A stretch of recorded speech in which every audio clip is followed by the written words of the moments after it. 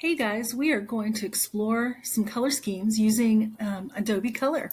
So let's get started. We're going to go into color.adobe.com and it's going to lead us to an application.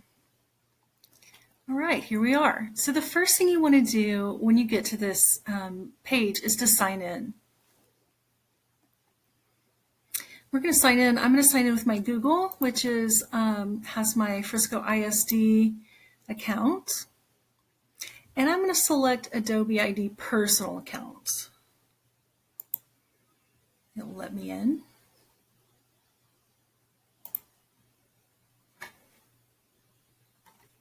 Okay, now I'm signed in so that when I create some color schemes, it will let me save them and keep them.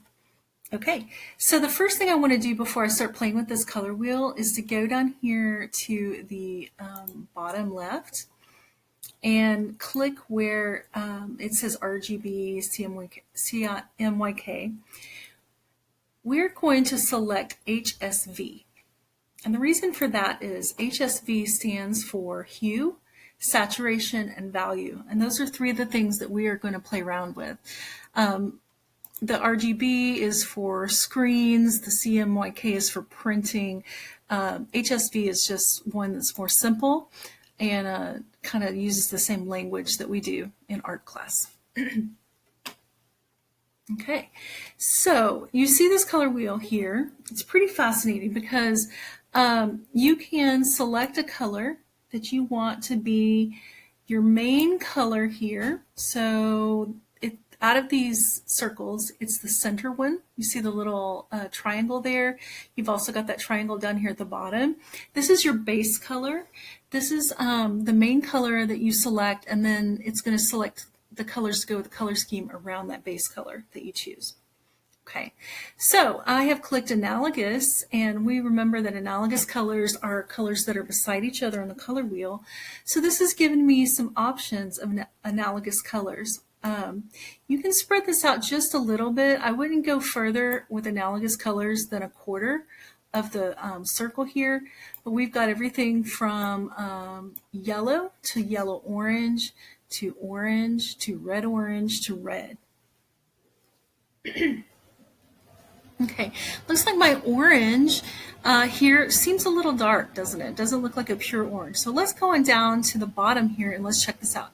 So this is the line for hue, and you can see that it is on orange. Saturation is all the way up. It is fully saturated at the most intense color that it's possible. If you wanted to reduce the saturation, that actually brings it in towards the center, towards neutral colors. When I do the center one on my base, it applies it to all of the other colors beside it. But I think the saturation wasn't a problem. It looks like the value is what is darker on this orange. So if I slide that value on up, you see how it lightens and brightens that orange now. Okay, so you can go in here and pick how light or dark a color is. You can pick how saturated it is. If you want to play around with, like, let's desaturate that reddish pink here, red-violet.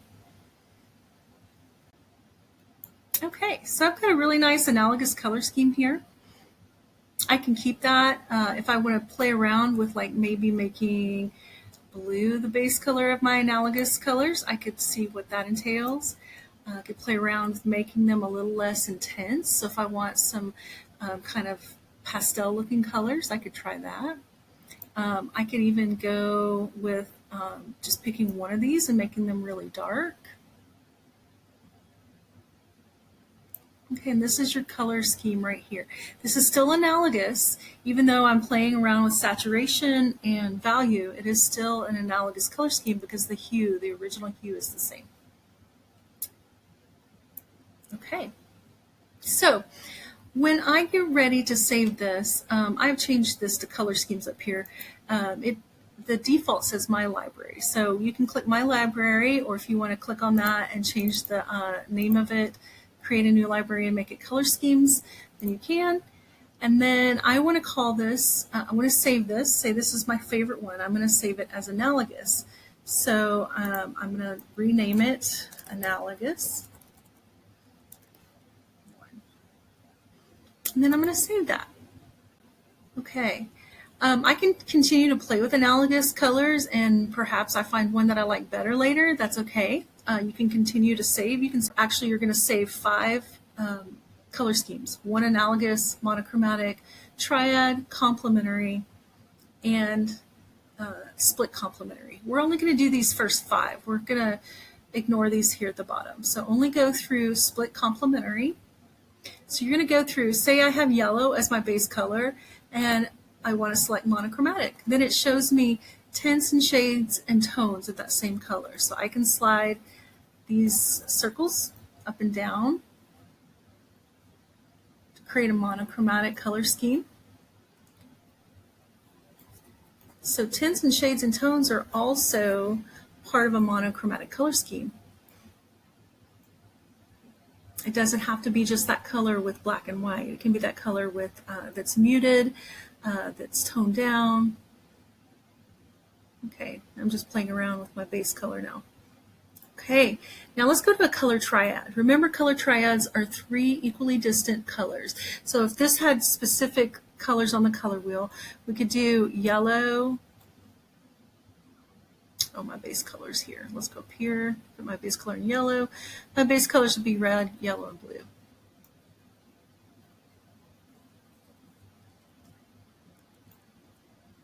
Okay. I might play around with the intensity and value down here. There we go. That looks a little bit more basically primary colors. Complementary is opposites, and split complementary is where you, instead of doing the opposite of a color, you do the color that's on either side. So this is like a blue, I'm going to call that blue-green, and the opposites of it are orange and red, the split complement. The true opposite complement would be red-orange. So red and orange. You can play around with the shadows. You can play around with the contrast. Okay, until you come up with the cool color scheme. That's kind of cool. All right. And then again, when you get ready to save it, go in, save to color schemes or my library. You type in split complementary.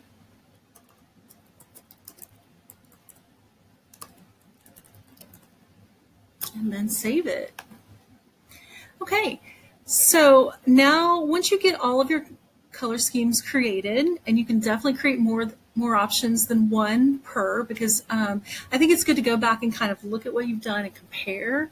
So let's go to My Libraries at the top.